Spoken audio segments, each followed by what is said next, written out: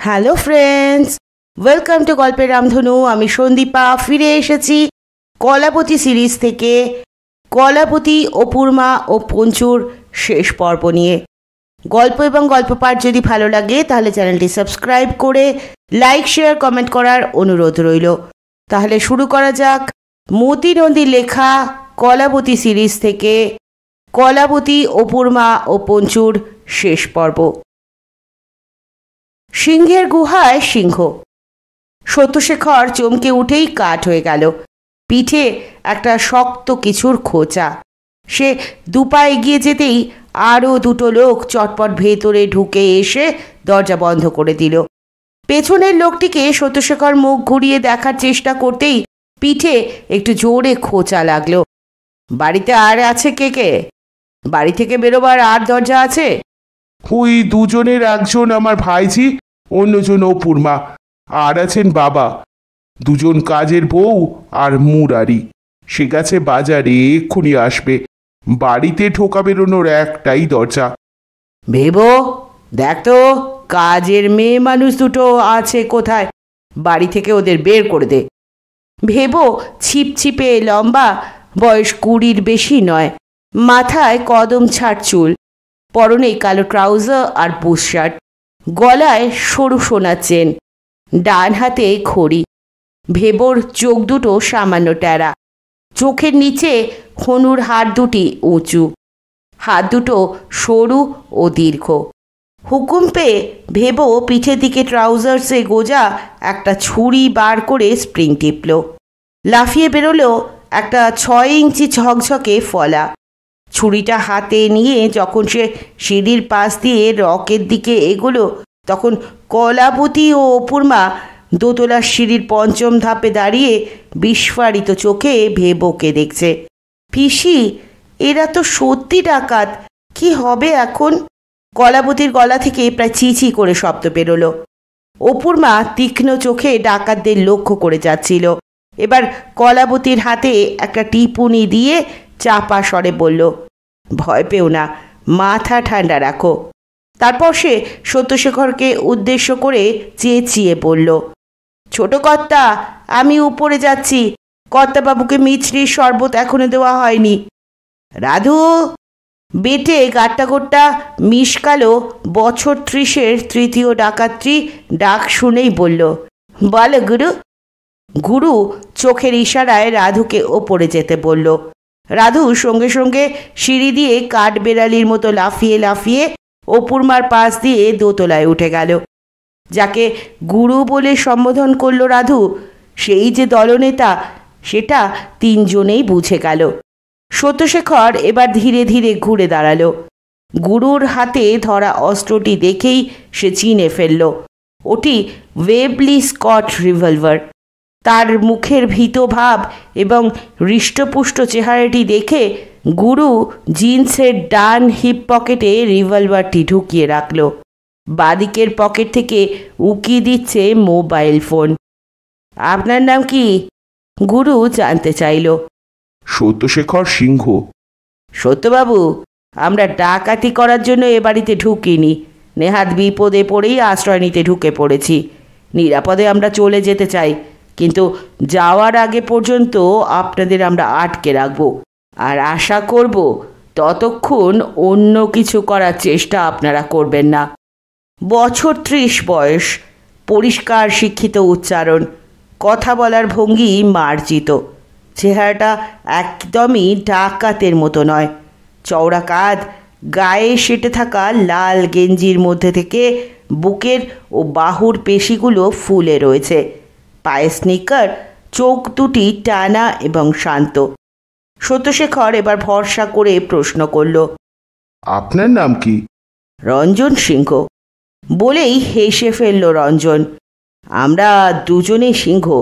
আশা করি সিংহের গুহায় আমরা অশান্তি ঘটাবো না, তবে আমার সাগরের 2 জন সম্পর্কে কোনো গ্যারান্টি দিতে পারছি না। ওই যে ভেবো ছেলেটা, ওর মানসিক ভারসাম্যটা সামান্য কম, অত্যন্ত অপরিণত, বেড়ালের মতো চলাফেরা, আর ছোড়াটা খুব ভালো ব্যবহার করে এবং সামান্য কারণেই সেটা করে থাকে। অন্তত 8 জনের শরীরে ও ছোড়া ঢুকিয়েছে এই বয়সেই। আর যাকে রাধু বলে ডাকলুম, কোথাও একটু বসা যাক এবার। ভেবোর কথা শুনতে শুনতে সত্যশেখরের ভিতরটা হিম হয়ে যাচ্ছিল। রঞ্জনের প্রস্তাব শুনে তাড়াতাড়ি বলল, নিশ্চয়ই নিশ্চয়ই, আমার চেম্বারে আসুন, বসে কথাবার্তা বলবেন। তখনই দেখা গেল শকুন্তলা আর কান্তির মা রক্তশূন্য ফ্যাকাশে মুখে সদর দরজার দিকে পায়ে পায়ে চলেছে। তাদের পেছনে ছোড়া হাতে একগাল হাসি নিয়ে ভেবো। দরজার একটা পাল্লা খুলে ছোড়াটা নেড়ে ভেবো ওদের বেরিয়ে যাওয়ার ইশারা করা মাত্র সৌরভ গাঙ্গুলির এক্সট্রা কভার ড্রাইভ মারা বলের মতো শকুন্তলা ও কান্তির মা বেরিয়ে গেল। দরজার ভারী খিল আর 3টে ছিটকিনি আটকে দিয়ে ভেবো তাকালো রঞ্জনের দিকে। রঞ্জন বলল, একতলা দোতলা ছাদ ভালো করে দেখে নে, বাইরে থেকে বাড়িতে ঢোকার কোনো রাস্তা আর আছে কিনা, আর দেখে নে কেউ লুকিয়ে আছে কিনা। কোনো জিনিসে হাত দিবি না, রাধুকে বলে দিস। সত্যশেখরের চেম্বারে ঢুকেই রঞ্জনের চোখ পড়ল সার দেওয়া মোটা মোটা আইনের বইয়ের দিকে। বইয়ের তাকগুলো প্রায় 2 মানুষ উঁচু। স্টিলের একটা ঘরাঞ্চিতে উঠে বই পাড়তে হয়। মনে হচ্ছে আপনি একজন উকিল। সত্যশেখর ছোট্ট জবাব দিল, হ্যাঁ, আমিও হতে পারতুম, 1 বছর ল কলেজে পড়েছি। রঞ্জন এইটুকু বলেই কথা ঘুরিয়ে নিয়ে বলল, হ্যাঁ, রাধুর কথা বলছিলুম। ওর নামে 11টা ডাকাতির 4টে খুনের মামলা রয়েছে। জেল ভেঙে পালিয়ে আমার কাছে আসে 3 মাস আগে। ওর বাড়ি ক্যানিংয়ে। টাকার আর সোনার দিকে অসম্ভব লোভ। সদরে কলিং বেল বাজল। রঞ্জন লাফ দিয়ে জানলায় গিয়ে হিপ পকেটে হাত রেখে দেওয়াল ঘেঁষে দাঁড়িয়ে সদর দরজার দিকে তাকালো। বাজারের 2টি থলি 2 হাতে ঝুলিয়ে এক বুড়ো মানুষকে দেখে তার চোখে স্বস্তি ফুটে উঠল। বোধহয় মুরারি, ভেবেছিলুম পুলিশ। রঞ্জন গিয়ে দরজা খুলল। অপরিচিত লোক দরজা খুলে দিল দেখে মুরারি অবাক। চেম্বার থেকে বেরিয়ে এসেছে সত্যশেখর। তাকে দেখে মুরারি বলল, ছোটবাবু, বাড়িতে নাকি ডাকাত পড়েছে। গেটের বাইরে বিস্তর লোক জড়ো হয়েছে। শকুন্তলা চেঁচাচ্ছে। পুলিশের গাড়ি থেকে দেখলুম 5-6 জন নামলো বন্দুক নিয়ে। কথাগুলো বলার সময় মুরারির চোখে ভয়ের থেকেও বেশি ছিল অবাক হওয়া। সত্যবাবু, আপনাকে এখন একটা কাজ করতে হবে। রঞ্জনের স্বর প্রখর হয়ে উঠল। তার শরীরের ভঙ্গিতে এসেছে কাঠিন্য। বাইরে গিয়ে পুলিশকে বলুন তারা যেন এই বাড়িতে ঢোকার চেষ্টা একদমই না করে। করলে যা ঘটবে সেটা খুবই দুঃখের হবে এই বাড়ির লোকেদের কাছে। ছোড়া আর রিভলভার তাহলে কাজ করবে আপনাদের ওপর। পুলিশকে বলুন হঠকারী না হতে। আপনার বাবা বা ভাইজি কিংবা আপনি মারা গেলে সেজন্য দায়ী হবে কিন্তু পুলিশ। আর বলবেন দায়িত্ববান হাই র্যাঙ্কিং কোনো অফিসার ফোনে আমার সঙ্গে যেন কথা বলে। আপনার চেম্বারের ফোনের নাম্বারটা দিয়ে দেবেন। আপনি লয়ার, গুছিয়ে অল্প কথায় বুঝিয়ে দেবেন আপনারা এখন হোস্টেজ হয়ে পড়েছেন। পুলিশ অ্যাকশন নিলেই আপনারা হবেন মৃত। রঞ্জন সদর দরজার একটা পাল্লা খুলে বলল, স্বাভাবিকভাবে যাবেন, সেইভাবেই ফিরে আসবেন। সত্যশেখর ঢোকিলে মাথা নেড়ে বেরোলো। রঞ্জন পাল্লাটা অল্প ফাঁক করে তাকিয়ে রইল তীক্ষ্ণ চোখে। দরজার বাইরে দাঁড়িয়ে সত্যশেখরের তুতে রঙের মারুতি হাজার। রাধু দোতলায় উঠেই লম্বা দালানটা শেষ প্রান্ত পর্যন্ত চোখ ফেলল। সেখানেই রাজশেখরের শোয়ার ঘর। ঘরটা খোলা। রাজশেখর তখন বিছানায় বালিশে হেলান দিয়ে পা ছড়িয়ে চোখের সামনে খবরের কাগজ মেলেছিলেন। রাধু প্রথমে দালানের ডান দিকের ঘরগুলোর পর্দা সরিয়ে সরিয়ে দেখল কেউ আছে কি না। প্রথম ঘরটি সত্যশেখরের, তার পরেরটি কলাবতীর। সেই ঘরের মধ্যে দিয়ে পাশের ঘরে যাওয়া যায়, সেটা অপুর মার। তারপর লাইব্রেরি ঘর। এখানেও রাধু কাউকে পেল না। রাজশেখরের ঘরে না ঢুকে দালানের বাঁ দিকে 2টো বাথরুম এবং খাওয়ার ঘরে ঢুকে দেখল বসার বিরাট ঘরটার একদিকে দুটো বড় দরজা, খুললেই রেলিং ঘেরা ছাদ। ছাদের দিকে যেতে গিয়ে থমকে দাঁড়ালো। বাড়ির গেটের কাছে ভিড় এবং রাইফেল হাতে পুলিশ দেখে পিছিয়ে এলো। এবার রাধু নিঃসাড়ে ঢুকলো রাজশেখরের ঘরে। চোখের সামনে তুলে ধরা খবরের কাগজের জন্য তিনি দেখতে পাননি রাধুকে। দাদু, পেপার পড়ছেন? পড়ুন পড়ুন।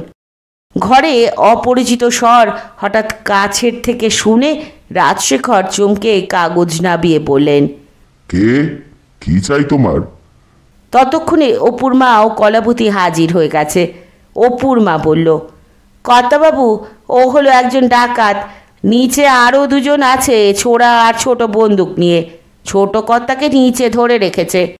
রাজশেখর ব্যস্ত হয়ে উঠে বললেন, এ তো অবিশ্বাস্য ব্যাপার। দিনে দুপুরে বাড়িতে এভাবে ঢুকে ডাকাতি করে যাবে, তাও কখনো হয়? তিনি তাড়াতাড়ি খাট থেকে নেমে দেওয়ালে কাঠের ব্র্যাকেটে আড়াআড়ি রাখা দোনলা বন্দুকটার দিকে এগিয়ে যেতেই রাধু পেছন থেকে রাজশেখরের ঘাড়ে জোরে ধাক্কা দিল। তিনি ছিটকে পড়লেন। খাটের বাজুতে ঠুকে কপাল লাল হয়ে উঠল। দাদু! কলাবতী আর্তনাদ করে রাজশেখরকে জড়িয়ে ধরল। কর্তাবাবুর গায়ে এভাবে হাত তুললে? স্তম্ভিত অপুর মা। এত বড় আসপদ্দা! রাগে ঠকঠক করে কাঁপতে লাগলো সে। রাধু ততক্ষণে বন্দুকটা হাতে তুলে নিয়ে প্রথমেই দেখে নিল নলের মধ্যে কার্তুজ ভরা আছে কিনা। নেই দেখে হাত বাড়ালো রাজশেখরের দিকে। রুক্ষ গলায় হুকুমের স্বরে বলল, টোটাগুলো কোথায়? এখনই আমায় দিন। না! রাজশেখরের চিৎকারে রাধু মুখ বিকৃত করল। কড়া গলায় সে বলল, সোজা আঙুলে দেখছি ঘি উঠবে না। বন্দুকটা তুলে কুদো দিয়ে সে রাজশেখরের পিঠে আঘাত করল। দাদুকে মারবে না, মারবে না বলে কলাবতী দুহাত ছড়িয়ে রাজশেখরকে আড়াল করে দাঁড়ালো। এক হাতে বন্দুক ধরে অন্য হাতে রাধু, সার সামনে থেকে বলে কলাবতীকে ঝটকা দেওয়ার সঙ্গে সঙ্গে অপুর মা বন্দুকটা রাধুর হাত থেকে ছিনিয়ে নিয়েই কুদোটা তার ডান কাঁধে কোপ মারার মতো বসিয়ে দিল। আহ! বলে রাধু কাঁধে হাত দিয়ে ঝুঁকে পড়ল। এই সময় ঘরে ঢুকলো রঞ্জন আর সত্যশেখর। কাকা, এই দেখো দাদুর কপাল, ওই লোকটা মেরেছে। কলাবতী ছুটে গেল কাকার কাছে। বন্দুকটা দিয়ে পিঠেও মেরেছে। রঞ্জনের দিকে তাকিয়ে সত্যশেখর বলল, একজন নিরীহ বৃদ্ধ মানুষকে এভাবে যে আপনার লোক মারবে আমি ভাবতেও পারি না। এখন থেকে আপনাদের শত্রু বলে গণ্য করব। থমথমে হয়ে গেল রঞ্জনের মুখ। গম্ভীর গলায় সে রাধুকে বলল, নিচে যাও, একদম ওপরে উঠবে না। এখন থেকে শত্রুতা। বাঁ হাত দিয়ে কাঠটা চেপে ধরে রাধু অনিচ্ছুকের মতো ঘর থেকে বেরোবার আগে তীব্র দৃষ্টিতে অপুর মাকে দেখে নিল। অপুর মাও দৃষ্টিটা ফিরিয়ে দিল কড়া চোখে তাকিয়ে। রঞ্জন সেটা লক্ষ্য করল। বন্দুক তখনও অপুর মার হাতে ধরা। রঞ্জন হাত বাড়িয়ে বলল, ওটা দাও। না! অপুর মা বন্দুকটা বুকের কাছে আঁকড়ে ধরল। ঘরের সবাইকে স্তম্ভিত করে রঞ্জন প্রচণ্ড জোরে অপুর মাকে চড় মারল। অপুর মার বিশাল শরীর সেই 82 শিক্ষা চড়ের ধাক্কায় ঘুরে খাটের ওপরে পড়ে গেল। রঞ্জন বন্দুকটা হাতে তুলে নিয়ে সত্যশেখরকে বলল, শত্রুতাটা তাহলে এখন থেকেই শুরু হলো। তার দু চোখ দেখে সত্যশেখর অবাক। কোথায় সেই চাহনির শান্ততা? হিংস্র জানোয়ারের মতো জ্বলছে চোখ দুটো। লোকটা মুহূর্তে বদলে গেছে। বন্দুক হাতে রঞ্জন ঘর থেকে বেরোবার আগে রিভলভারটা হিপ পকেট থেকে বার করে কলাবতীর রগে ঠেকিয়ে বলল, নিচে চলো, তুমিই হবে হোস্টেজ। এই বলে সে কলাবতীর কপালে নলের ঠোক্কর দিল। ওকে নয়, আমাকে হোস্টেজ করুন। সত্যশেখর হাত জোর করে কাতর স্বরে বলল, না না, এই মেয়েটি হবে। পুলিশ যদি কোনো চালাকি খেলতে চায় তাহলে সঙ্গে সঙ্গে একে গুলি করব। তারপর একে একে। ইস্পাতের মতো ঠান্ডা কঠিন গলা রঞ্জনের। মাথা ঘুরছে কলাবতীর, চোখে ঝাপসা দেখছে, কানে শব্দ ঢুকছে না। মাথার মধ্যে তখন পিসির একটা কথা ভীমরুলের মতো বো বো করে চলেছে। ভয় পেও না, মাথা ঠান্ডা রাখো। দালান দিয়ে হেঁটে নিচের সিঁড়ির দিকে যাওয়ার সময় সে দেখল ছাদের সিঁড়ির খোলা কোলাপসিবল গেট দিয়ে পঞ্চু দ্রুত উঠে গেল। কলাপতি, রঞ্জন এবং তাদের পিছনে সত্যশেখর একতলায় এলো। চেয়ারে বসে সত্যশেখরের টেবিলে পা তুলে ভেবো ছোড়া দিয়ে শশার খোসা ছাড়াচ্ছিল। 4টে টমেটো, 2টো পেয়ারা, 1/2 ডজন মর্তমান কলা টেবিলে সাজিয়ে রাখা। ঘরের এক কোণে সন্ত্রস্ত হয়ে দাঁড়িয়ে মুরারি, পায়ের কাছে বাজারের থলি। ফলগুলো স্যালাডের জন্য সে বাজার থেকে এনেছে। অন্য একটা চেয়ারে বসে রাধু, বাঁ হাত ডান কাঁধে, মুখ যন্ত্রণায় বিকৃত। ডান হাতের কনুইটা সে রেখেছে চেয়ারের হাতলে। রঞ্জন ইশারায় কলাপতিকে একটা খালি চেয়ার দেখালো। এই বুড়ো, খানিকটা নুন আনতো, নুন ছাড়া শশা পেয়ারা খাওয়া যায় না, জলদি। ভেবর হুকুম শুনেই মুরারি ঘর থেকে প্রায় ছুটে বেরিয়ে গেল। বড্ড যন্ত্রণা হচ্ছে গুরু, রাধু বলল রঞ্জনকে। একটা ব্যান্ডেজ করলে ভালো হতো। হাড়টা ভাঙলো কিনা বুঝতে পারছি না। মেয়ে মানুষ দেখে অতটা আর সাবধান হয়নি। জব্বর হাঁকিয়েছে, গায়ে যে অত জোর আছে বুঝতে পারিনি। আক্ষেপে কাতরে উঠল রাধু। রঞ্জনের কপালে চিন্তার ভাঁজ পড়ল। জানলার কাছে গিয়ে বাইরে ফটক পর্যন্ত দেখে এসে সত্যশেখরকে বলল, আপনি ওসিকে ঠিকভাবে বলেছেন তো? ফোন নাম্বারটা দিয়েছেন? আমার কার্ড ওর হাতে দিয়ে বলেছি ফোনে তাড়াতাড়ি যেন কমিশনের কথা বলেন। রাধু আবার কাতরে উঠল। রঞ্জন ভ্রু কুচকে তাকিয়ে ঝাঝালো গলায় বলল, কি হয়েছে কি? বাচ্চা ছেলের মতো প্যান প্যান করছিস কেন? ভেবো, ওপরে গিয়ে দেখ তো ব্যান্ডেজ করার মতো ফালি কাপড় টাপড় পাওয়া যায় কিনা। এক মুঠো নুন প্লেটে করে নিয়ে এলো মুরারি। শশায় নুন মাখিয়ে কামড় দিয়ে ভেবো বলল, এটা খেয়ে নিয়ে যাচ্ছি, ভীষণ খিদে পেয়েছে। রাধুদা খাবে নাকি? রাত তোর খাওয়া। বিরক্ত হয়ে রাধু তারপর কলাপতিকে জিজ্ঞেস করল, খুকি, বাড়িতে ব্যান্ডেজ আছে? আছে। কলাপতি শান্তস্বরে বলে চেয়ার থেকে উঠে দাঁড়ালো। রাধু উৎসুক চোখে তাকালো রঞ্জনের মুখের দিকে। রঞ্জন বলল, ভেবো, ওর সঙ্গে যা। ছোড়াটা টেবিলে রেখে ভেবো উঠল। কলাপতির পিছন পিছন কয়েক পা যেতেই রঞ্জন তাকে ডেকে ছোড়াটা দেখালো। ভেবো ফিরে এসে সেটা তুলে নিল। দোতলায় উঠেই দালানের দেওয়াল ঘেঁষে জুতো রাখার র্যাক। ভেবো সেখানে দাঁড়িয়ে পড়ে বলল, তুমি ব্যান্ডেজ নিয়ে এসো, আমি বরং জুতো দেখি। বাবা, এত জুতো কার? সবার জুতো আছে, তবে বেশিরভাগই কাকার। ভেবো জুতোগুলো তুলে ঘুরিয়ে ফিরিয়ে দেখতে দেখতে বলল, চামড়ার কি চেক নাই, কি চেল্লা, খুব দামি তাই না? ওটার দাম 1200 টাকা। বলেই কলাবতী দেখল ভেবোর চোখে লোভ জল জল করে উঠল। আর এটা? ভেবো একজোড়া জগিং শু তুলে ধরল। 2500 টাকা। কলাপতি লাইব্রেরি ঘরের দেওয়াল আলমারি খুলে ফার্স্ট এড বক্স বার করে দালানে এসে দেখল মেঝে বসে ভেবো কাকার জগিং শুটা পড়ছে। পাশে পড়ে রয়েছে তার ময়লা পুরনো জুতো আর ছোড়াটা। কলাপতিকে দেখে সে লাজুক হেসে বলল, এটা আমি নিলুম, একটু ঢল ঢল করছে, ন্যাকড়া গুজে নেব ক্ষণ। কৌতূহল মেশানো স্বরে কলাপতি এবার জিজ্ঞেস করল, তোমরা ঢুকলে কি করে আমাদের বাগানে? ভেবো তাজ্জব বনে গিয়ে বলল, হি আর এমন কি, রাধুদা তুলে ধরলো আমাকে, পাঁচিল ডিঙিয়ে নেবে খিড়কি দরজাটা খুলে দিলুম। সেই সময় ছাদের সিঁড়িতে উকিয়ে দিল পঞ্চু। তাকে দেখেই কলাপতি দ্রুত হাত নেড়ে ইশারা করলো সরে যাওয়ার জন্য।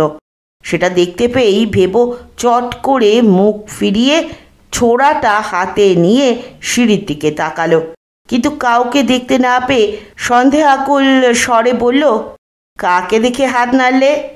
একটা বাঁদর। বাঁদর? বাড়িতে বাঁদর কেন? খুব খারাপ জানোয়ার। ছেলেবেলায় একটা হনুমান আমাকে কামড়ে দিয়েছিল, পেটে 14 বার ছুঁচ ফুটিয়েছিল সদর হাসপাতালের ডাক্তার। সে যে কি ব্যথা বলে বোঝাতে পারবো না। পাগলা কুকুরে কামড়ালেও 14টা। বাঁদর আর হনুমান এক জানোয়ার নয়। কলাপতি সংশোধন করে দিল। পঞ্চু আবার উকি দিল এবং ভেবো তাকে দেখে ফেলল। ছোড়াটা তুলে ধরে সে পঞ্চুর দিকে ছুঁড়ে মারার ভঙ্গি করে বলল, এইসব জানোয়ার দেখলে আমার ভয় করে। চলো চলো, নিচে চলো। নিচে এসে কলাপতি দেখল রঞ্জন কার সঙ্গে টেলিফোনে রুক্ষভাবে কথা বলছে। ব্যান্ডেজটা রাধুকে দেখিয়ে কলাপতি বলল, স্কুলে সেন্ট জন অ্যাম্বুলেন্সের ট্রেনিং নেওয়া আছে আমার, ব্যান্ডেজ করে দেবো? হ্যাঁ হ্যাঁ, তুমিই করে দাও খুকি।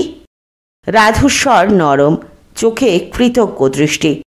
কলাপতির মাথায় এখন ভয় পেও না, ভয় পেও না, মাথা ঠান্ডা রাখো, মাথা ঠান্ডা রাখো গুনগুন করে যাচ্ছে। জামা না খুললে ব্যান্ডেজ করবো কি করে? রাধু জামা খোলার জন্য হাত তুলতে গিয়ে উফ বলে কাতরে উঠল। দাঁড়াও দাঁড়াও, আমি ব্যবস্থা করছি। ভেবো এগিয়ে এলো। রাধুর বুকের কাছ থেকে ছোড়া দিয়ে সে ফরফর করে জামাটা তলা পর্যন্ত টেনে ফাঁক করে দিল। এরপর জামাটা দেহ থেকে ছাড়িয়ে দিয়ে বলল, ওপরে অনেক হাওয়াই শার্ট দেখেছি, একটা পরে নিও। রাধুর ডান হাতটা বুকের ওপর আড়াআড়ি রেখে কলাবতী কাঁধ, বুক ও বাহু বেষ্টন করে শক্তভাবে জড়িয়ে ব্যান্ডেজ বাঁধল। রাধু ফ্যাল ফ্যাল করে তাকিয়ে বলল, ওরে ভেবো, আমি যে আষ্টে পৃষ্ঠে বাধা পড়লুম, ডান হাত যে নাড়াতে পারছি না। ভেবো একটা টমেটো তুলে কামড় দিয়ে চেয়ারে বসে চিবোতে চিবোতে বলল, এখন ওইভাবেই থাকো, পরে ডাক্তার দেখিয়ে যা করার করবে। কেন মিছিমিছি ওই মেয়েটাকে রাগাতে গেলে বলো তো? চেহারা দেখে বুঝতে পারো নি গায়ে জোর কত? চুপ মার ভেবো। রাধু রাগে ধমকে উঠল, গায়ের জোর আমারও আছে, নেহাত হুঁশ করিনি ততটা, তাই মারটা খেলুম। একবার পাই হাতের মুঠোয়, ওই বন্দুক দিয়ে মাথা ফাঁক করে দেব। দাঁত কিরমির করে রাধু বন্দুকটা বাঁ হাতে টেনে নিল। রঞ্জন ফোন রেখে রাধু আর ভেবোর দিকে তাকিয়ে বলল, পুলিশ রাজি হয়েছে। দুজনে অবাক হয়ে তাকালো। ভেবো বলল, কিসের রাজি? এখান থেকে আমাদের নির্বিঘ্নে যেতে দেবে। রাধু বলল, অমনি অমনি চলে যেতে দেবে? রঞ্জন চেয়ারে বসে বলল, এমনি কি আর যেতে দেয়? দাবার চাল চালতে হয়েছে। তুমি আমার গজ খেলে আমি তোমার ঘোড়া খাবো। তুমি আমায় গুলি মারলে আমি এই মেয়েটার মাথায় গুলি মারব। তুমি পুলিশ, নাগরিকদের প্রাণ রক্ষা করা তোমার কাজ, এবার তাই করো। রঞ্জন মুচকি মুচকি হাসল। যে টান টান ভাবটা তার মুখে ছিল, এখন সেটা আলগা দেখাচ্ছে। টেবিল থেকে পেয়ারা তুলে ছোড়া দিয়ে সেটা দুটুকরো করে রঞ্জন নুন মাখাতে মাখাতে রাধুকে বলল, খালি গায়ে এরকম ব্যান্ডেজ জড়িয়ে তুমি যাবে নাকি? একটা জামা চড়িয়ে নাও। ভেবো একটা জামা এনে দে তো। শোনা মাত্র ভেবো উঠে দাঁড়ালো। ছোড়া দিয়ে রঞ্জন আধখানা পেয়ারাটা আবার টুকরো করছে মন দিয়ে। ভেবো ছোড়াটা চাইতে গিয়েও আর চাইল না। তাকে চলে যেতে দেখে রঞ্জন ছোড়াটা বাড়িয়ে ধরে কিছু একটা বলতে গিয়েও বলল না, বরং রাধু বলল, অস্ত্র সবসময় কাছে রাখা উচিত। এটা ভেবোর খেয়াল থাকে না, কখন দরকার পড়বে কে জানে। রঞ্জন বলল, সত্যবাবু, আপনাকে একটা কাজ করতে হবে। আপনার মোটরে আমাদের নিয়ে হাওয়া খেতে বেরোবেন। অবশ্য সঙ্গে থাকবে আপনার এই ভাইজি। পুলিশের যে কাণ্ডজ্ঞান আছে সেটা এবার বুঝলুম। ওরা 1 ঘন্টার মধ্যে জানাবে নির্বিঘ্নে আমাদের এ বাড়ি ছেড়ে চলে যেতে দেবে কিনা। আর দেবে নাই বা কেন? ডাকাতি করিনি, প্রাণহানিও করিনি, শুধুমাত্র শেল্টার নিয়েছি। এতে অপরাধ কোথায়? সত্যশেখর বলল, কিডন্যাপিংয়ের উদ্দেশ্যে একজনকে গাড়িতে তুলেছিলেন, সেটা গুরুতর ব্যাপার।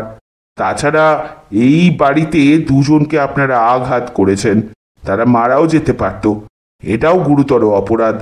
ভয় দেখিয়ে মানসিক আঘাত দিয়েছেন, সেটাও অপরাধ বলে গণ্য হবে। রঞ্জন পেয়ারা শেষ করার পর মর্তমানের খোসা ছাড়াতে ছাড়াতে বলল, ভেবো ও পঞ্চু। ওদিকে ভেবো দোতলায় উঠে জুতোর র্যাকের সামনে দাঁড়িয়ে পড়ল। লোভাতুর চোখে জুতোগুলো দেখছে। তখন রাজশেখরের ঘর থেকে আইস ব্যাগ হাতে এক পা টেনে টেনে খোঁড়াতে খোঁড়াতে বেরিয়ে এসে অপূর্মা যাচ্ছিল ফ্রিজের দিকে। এতক্ষণ সে কর্তাবাবুর কপালে বরফ দিচ্ছিল। ভেবোকে দেখতে পেয়ে সে বলল, কি করছিস রে মুখ পোড়া ওখানে? ভেবো একগাল হেসে বলল, খুব জব্বর কষিয়েছ মাসি, রাজুদার ডানাটা খসে গেছে, একেবারে নুনলো, ওকে একটা পরা শার্ট দিতে হবে। বলেই সে সত্যশেখরের ঘরে ঢুকে ওয়ার্ডরোবটা খুলল। হ্যাঙ্গারে ঝোলানো জামা প্যান্টগুলো সরিয়ে সরিয়ে পছন্দ করছে।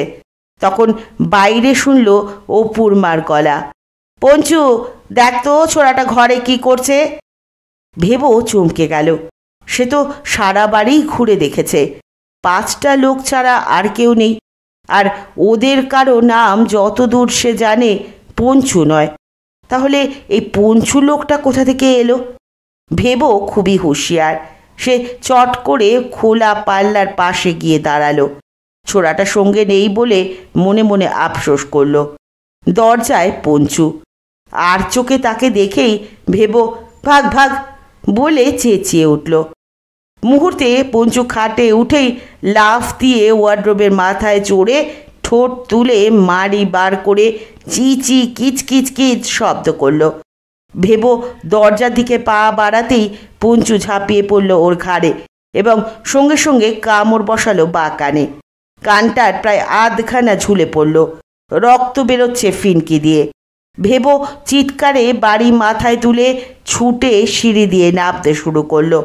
ওরে বাবা রে, মরে গেলুম, আমার কান গেল, বাঁচাও রাধুদা বাঁচাও।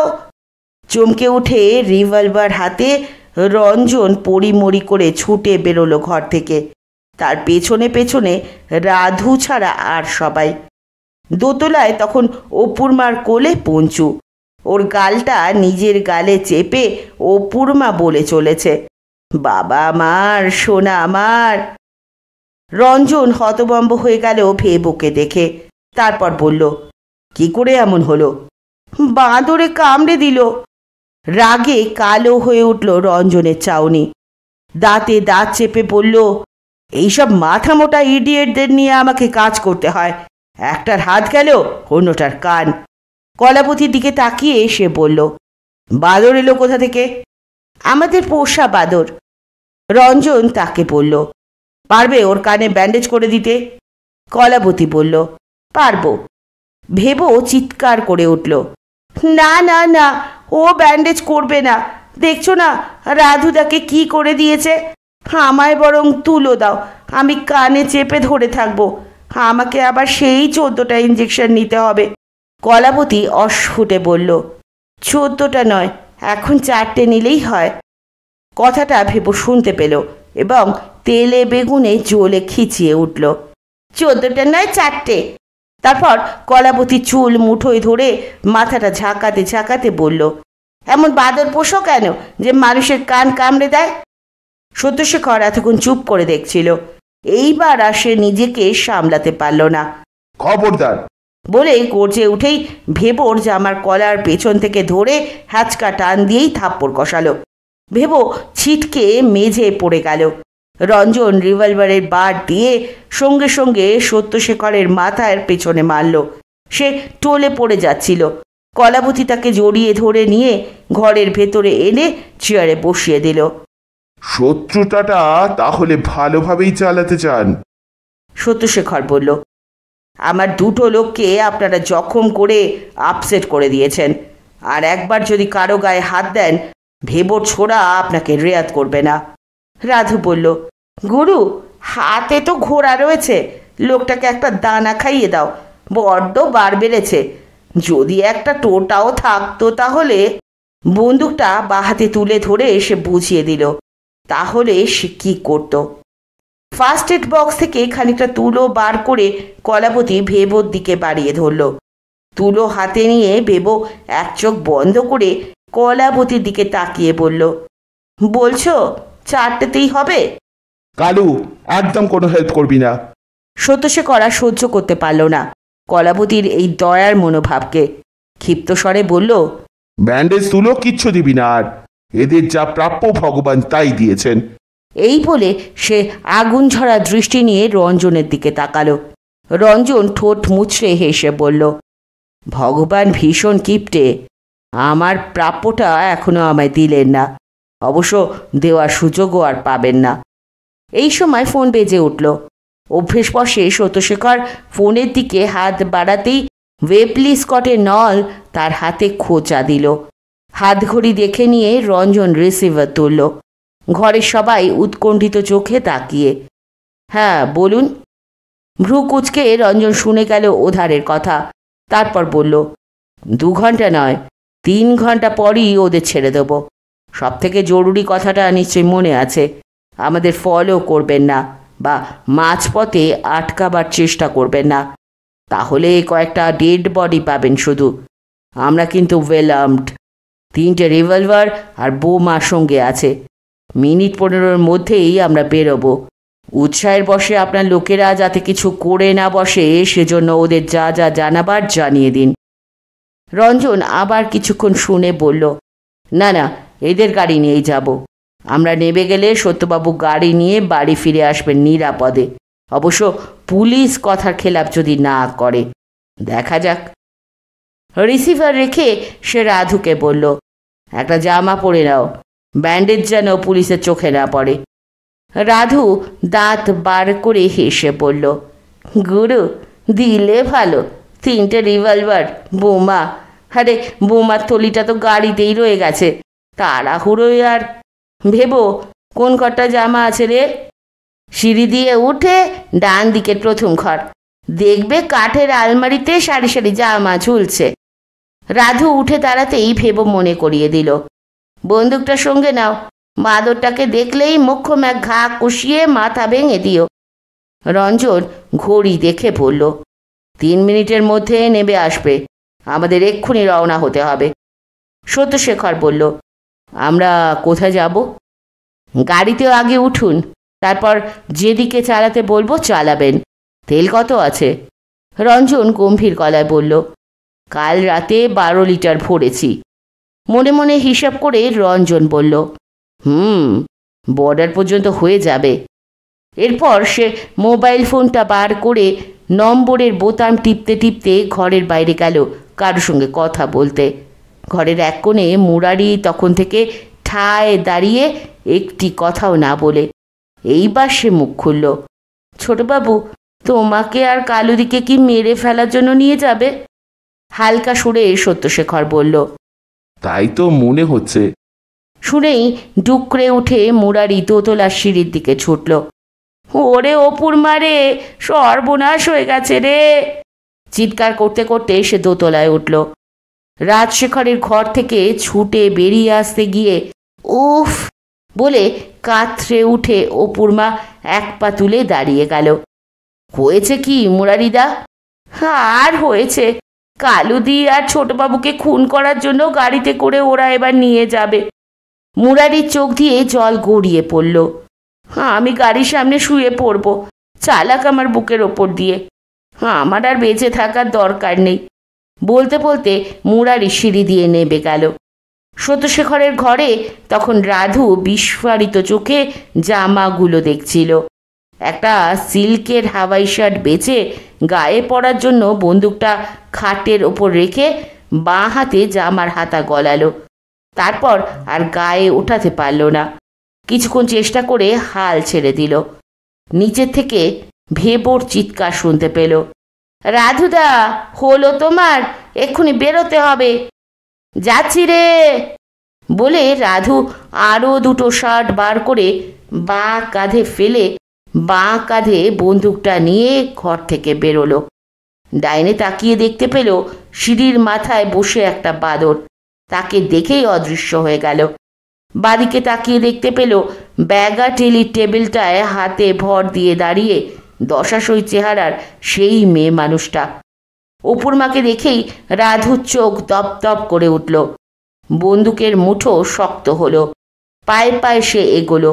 অপুর মার কাছে এসে এক হাতে বন্দুকটা খাড়ার কোপ দেওয়ার মতো করে তুলল। চোখ বন্ধ করে অপুর মা কুদোটা মাথার ওপর পড়ার অপেক্ষায় রইল। কয়েক সেকেন্ড পর চোখ খুলে দেখল ডাকাতটা তার গলার দিকে ঝুলঝুল করে তাকিয়ে।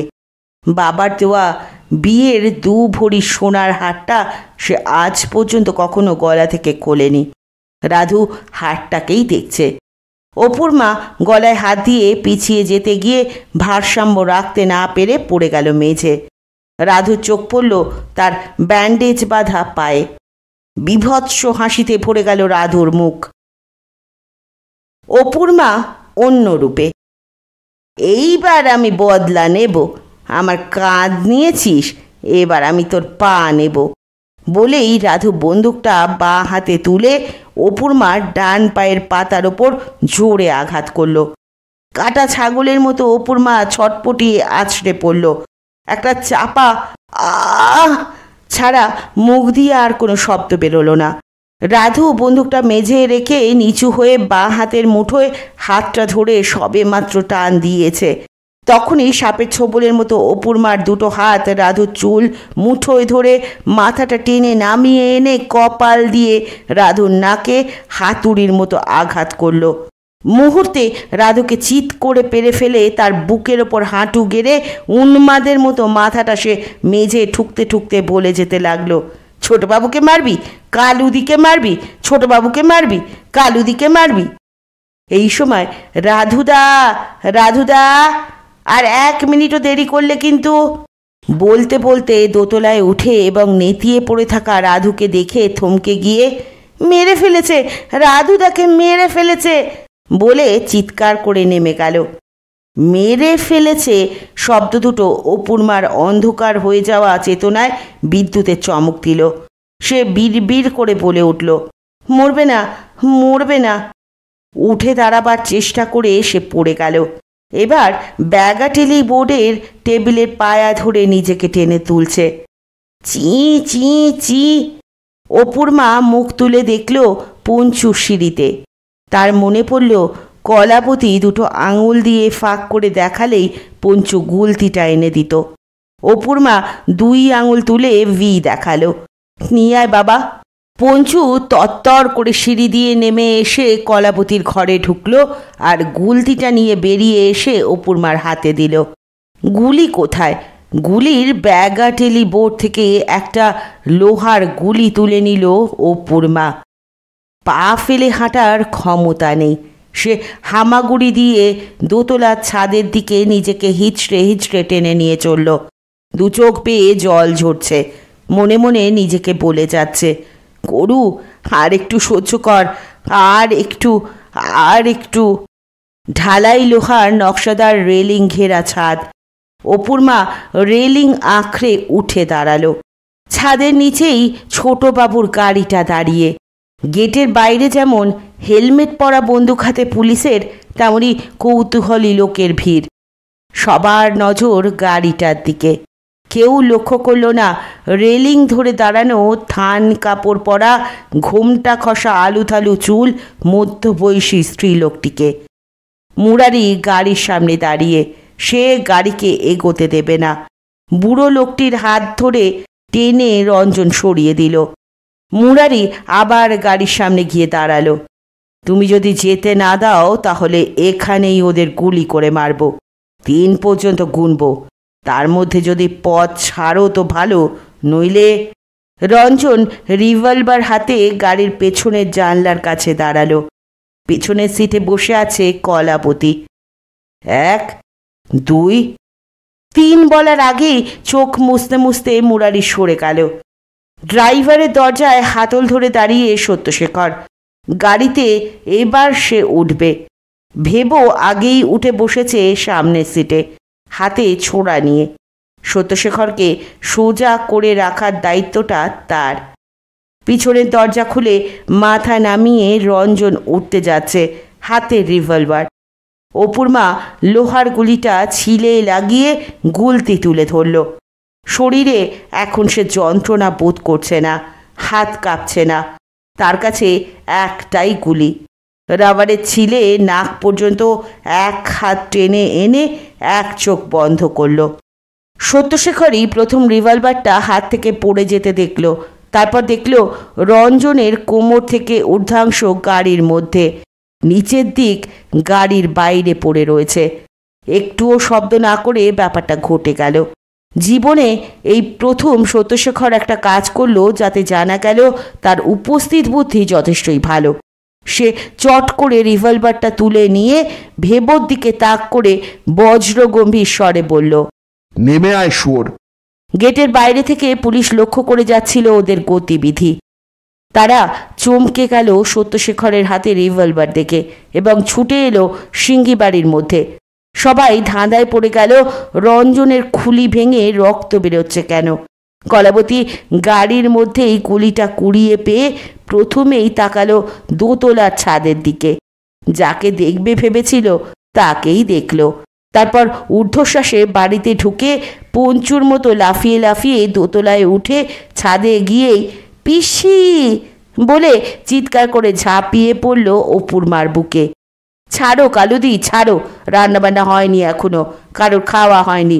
মুরারিদাকে বলো শকুন্তলাকে ডেকে আনতে। কটা দিন আমি এখন তো রান্নাঘরে যেতে পারবো না। যেতে হবে না, আমি রান্না করব। খবরদার, রান্নাঘরে ঢুকবে না, রং কালো হয়ে যাবে। অ্যাম্বুলেন্স এসে রাধু ও রঞ্জনকে হাসপাতালে নিয়ে গেল। ওদের অবস্থা সংকটাপন্ন। ভেবোকে নিয়ে গেল পুলিশ। সিঙ্গিবাড়ি কয়েক ঘন্টার জন্য রাহুর গ্রাসে পড়েছিল, এখন তা থেকে মুক্তি পেল। বাড়ির সবার এজাহার নেওয়ার পর অপুর মাকে পুলিশ ইন্সপেক্টর জিজ্ঞাসাবাদ করে। সেটা এই রকম, আপনি কি একাই ডাকাত দুজনকে মারলেন? ঘোমটা চোখ পর্যন্ত টেনে জবাব হলো, অম্মা আমি একা পারবো কেন? কালুদি, ছোট কর্তা, মুরারিদা, কর্তা বাবা আর পঞ্চু সবাই মিলে চেষ্টা করে তবেই না সাহস পেয়েছি। পঞ্চু সে কে? আমার ছেলে। কই, তাকে তো দেখছি না, ডাকুন তাকে। সবাই মুখ চাওয়াচাই করল। তাই তো, গেল কোথায় পঞ্চু? পুলিশ কি বস্তু থানা থেকে পালানো পঞ্চু তা জানে, এবং জানে বলেই এখন সে দেবদারু গাছের মগডালে। রাতে কলাবতী ফোন করে মলয়াকে সবিস্তারে সারাদিনের ঘটনা বলার পর শেষে যোগ করল, বিশ্বাস করবেন না বড়দি, রিভলভারটা হাতে নিয়ে কাকার সে কি অগ্নিমূর্তি। আমি তো ভাবলুম এই বুঝি ভেবর ইহলীলা খতম হবে। তুমি ভাবতে পারো, কিন্তু আমি ভাবছি না। যতদূর জানি সতু জীবনে কখনো রিভলভার হাতে ধরেনি। যদি গুলি ছুটত তাহলে ভেবো নয়, হয়তো তোমারই ইহলীলা সাঙ্গ হতো। তবে ও যে একটা অস্ত্র হাতে ধরেছে, এই অসম সাহসী কাজের জন্য ওকে আমি ফুল হাতা একটা সোয়েটার নিজে হাতে বুনে দেব। কথাটা তুমি ওকে বলে দেখো, শুনেই বলবে নিউ মার্কেট থেকে কিনে নিজের হাতে বোনা বলে চালাচ্ছে। মলয়া হেসে উঠল কথার শেষে। রাতে খাবার টেবিলে কলাবতী বলল, কাকা তোমাকে বড়দি একটা ফুল হাতা সোয়েটার দেবে নিজের হাতে বুনে। ভ্রু কুচকে সত্যশেখর তাকিয়ে থেকে বলল, তুই বিশ্বাস করলি? ময়দানে ভুটিয়াদের কাছ থেকে কিনে নিজের হাতে বোনা বলে চালাবে? সেটা কি জানিস? ও বগদিঘির মেয়ে, এটা মনে রাখিস। আর মনে রাখিস, আটঘরার মেয়ে হলো অপুর মা। শুনছিলেন মতি নন্দীর লেখা কলাবতী সিরিজ থেকে কলাবতী, অপুর মা ও পঞ্চুর শেষ পর্ব। কেমন লাগলো গল্প শোনার অপেক্ষায় থাকব। পরের দিন এসে হাজির হব আবার নতুন গল্প নিয়ে। ততক্ষণ পর্যন্ত সকলে ভালো থাকবেন, সুস্থ থাকবেন, পাশে থাকবেন। নমস্কার।